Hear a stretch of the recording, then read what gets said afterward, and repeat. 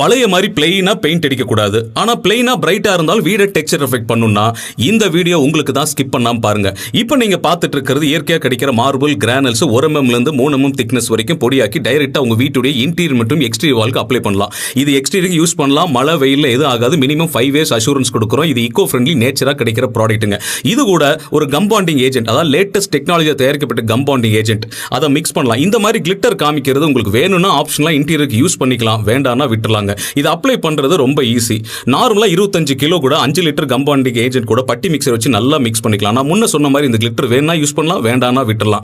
இது எக்ஸ்டீரியருக்கு யூஸ் பண்ணலாம். இது எந்த ஒரு லோக்கல் பெயிண்டரா இருந்தாலும் ஈஸியா லேர்ன் பண்ணிக்கலாம். இப்போ பண்ணிட்டு இருக்கிறது ஒரு ஹாலோ பிளாக் மேல. இது நார்மலா சிமெண்ட் பூச்சு வேலை, அதாவது பிளாஸ்டிங் பண்ணதுக்கு அப்புறம் பண்ணலாம். ஏஏசி பிளாக் மேல பண்ணலாம், ஏன் ஹாலோ பிளாக் மேல கூட பண்ணலாம்.